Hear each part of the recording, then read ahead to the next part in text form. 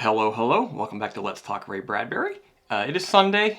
Usually take the weekend off from doing videos, but I thought I would do one today because there was another short story lined up for me in this collection of Ray Bradbury stories that I've been working through diligently for the last year or so. Today's story is Time in Thy Flight from the 1966 collection by Bradbury, S is for Space. This collection was geared towards children, but as with everything Ray Bradbury, it's appropriate for all ages as there's always something underlying to think about. In this tale, a group of children from the future take a field trip back to 1928 with their teacher, Mrs. Fields. They are in an invisible time machine. They are there to observe.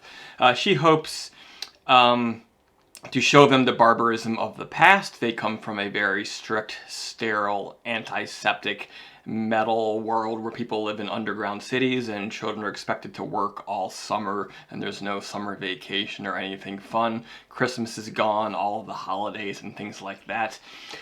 First, they get there, they see a circus. The idea is that this is barbaric, look at them using animals for amusement. Then they go to the 4th of July and they see fireworks and they're mildly intrigued. Eventually they come back to Halloween and they see kids dressed in costumes, bobbing for apples, a family in their house, pouring cups of cider and sort of having fun and laughing together. By the end, the mission of the teacher sort of crumbles. Two of the students, Janet and Bob, just run off into the house. They decide that we want to be here, we want to live in this world and stay and not go back. And they go into this house where everyone is welcome, including strangers.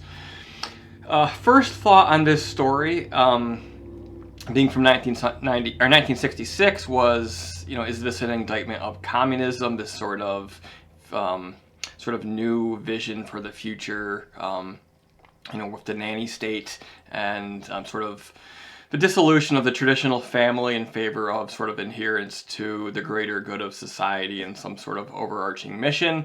But I think that's going too far. I think really it's more of an indictment of the way America has headed since World War II, when things became more industrialized.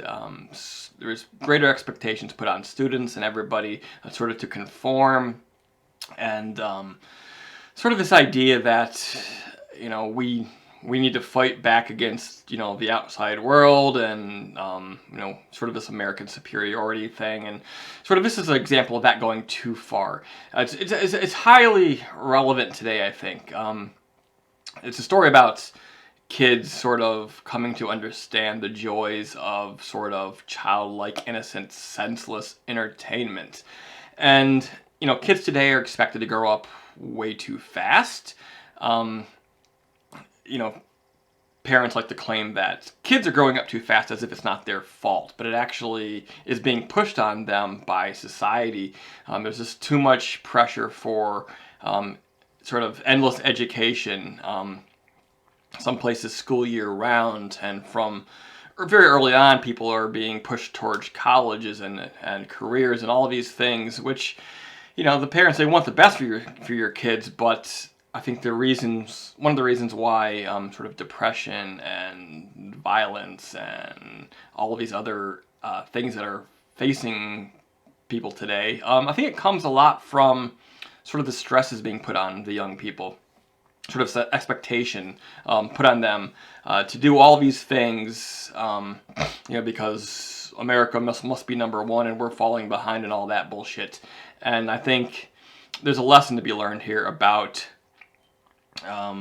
sort of letting things be a little bit, letting the youth find their own way to a certain extent, and not driving them to hypertension and to drugs and to depression and to all of these growing number of illnesses and mental problems that are coming about as a result of these stresses. So, Time in Thy Flight, 1966, from S is for Space collection by Ray Bradbury. Good little tale, just 2 or 3 pages.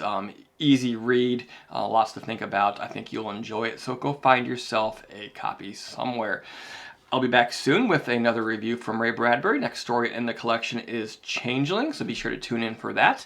If you've not subscribed already, please do. In the meantime, give this video a thumbs up, maybe drop a positive comment, and I'll see you again soon.